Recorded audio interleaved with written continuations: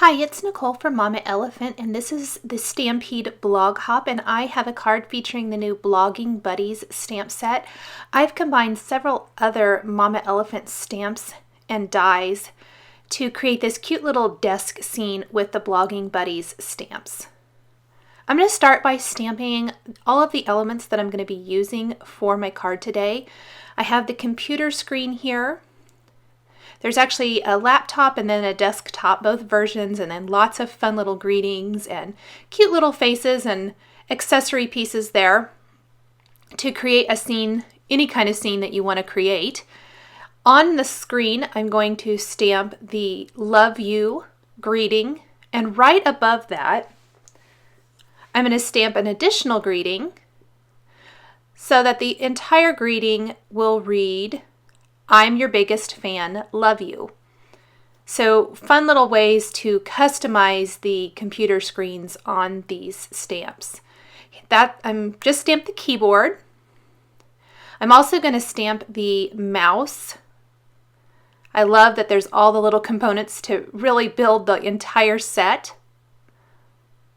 And then there's a couple of little cards, and I'm going to stamp both of those so that I can add those to the desk scene.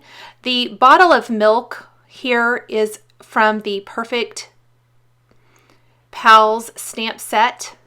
The mouse is from Ella and Friends. There's actually the computer mouse and then a real mouse. I like the size of it, and I thought he'd be cute sitting on the desk. I'm going to stamp the smaller of the two sizes of cats from the purrfect Pals stamp set. I'm mixing and matching lots of different stamps here. That's the smaller card now from the Blogging Buddies stamp set. And I'm going to go ahead and start coloring in the images. I'm going to start with the cat here. The colors I'm using to color in everything are shown along the bottom of the screen. I added the base color for my cat and then some R20 for the cheeks and the nose. And then I'm going to draw in a design for the cat. This is one of my favorite techniques for coloring in cats. I like how this looks. I start with my base color, add my darkest color for the design, and then go over the design with my mid-tone color. And then I can go back with my light color and blend anything out that I need to.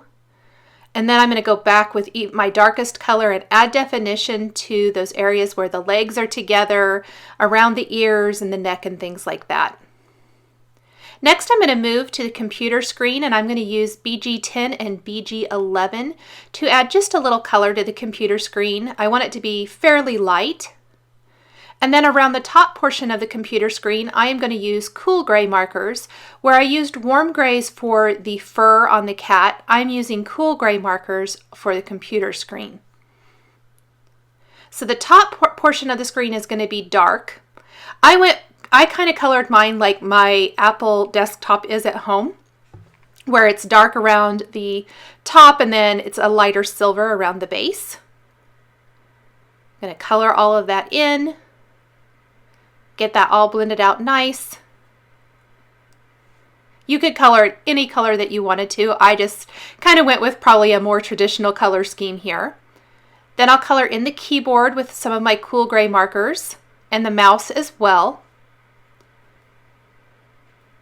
Then I'm going to skip down to the mouse. I'm going to use the same colors I used for the cat. They were already out on my desk. I didn't have to pull out any additional colors or anything like that and color him in. He's really teeny tiny, so not a ton of shading needs to be done here. Just add some definition with my darkest color. I'm going to use some Lawn Fawn Lobster Red ink to stamp the straws from the purrfect Pals stamp set.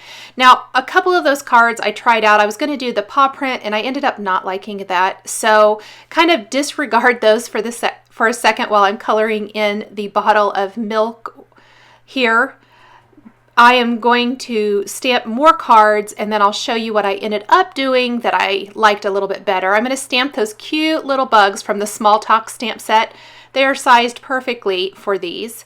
There are several Mama Elephant stamp sets that would work well. I just thought these were kind of cute and fun So on both the small and large cards, I'm stamping those bugs, and then I can color those in with Copic markers. I'm going to use some red. This is going to give that pop of color to the card where there's a lot of neutral things going on, except for maybe the screen on the computer. This pop of red on the little bugs is going to add that little touch of color that'll make the card really pop.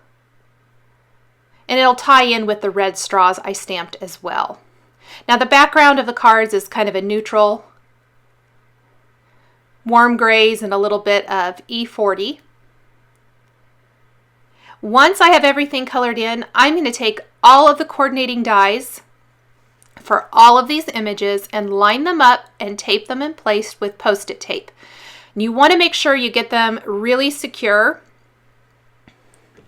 so that when you're running these through the die cutting machine, they don't shift and you don't mess up any of that coloring, or don't shift in it. It cuts it, kind of skews it. You'll have to redo it, and no one likes to do that. So after you've done all the work for coloring. So I'm going to make sure I line all of these up and tape everything in place really well. I generally prefer to die cut as many of the pieces as possible with one pass of the machine. Instead of having to crank them through the Big Shot over and over and over, I like to just line them up, tape them in place, run it through, and get everything die cut with one pass. So there's what that looks like. I can go ahead and pop all of these out now. And other than the background, most of the pieces are ready to go. So I'm going to die cut a rectangle from the Index Card Creative Cuts die collection from Mama Elephant. You can see I've laid out all my pieces how I want them to look. From this rectangle, I am going to mask off part of my rectangle, kind of make sure I get it where I think I want it to go. I want it to look like all of these elements are sitting on a desktop. So I've masked it off, and then I'm going to apply Cracked Pistachio Distress ink to that top portion. This is going to be the wall back behind the computer and the cards and the cat and everything like that. And I thought I could reuse that, but it was not going to stick. So I went ahead and grabbed a new piece because I really didn't want there to be any mixing of the colors here. And the first color I chose was Antique Linen, and it was way, way, way too light. I didn't like it.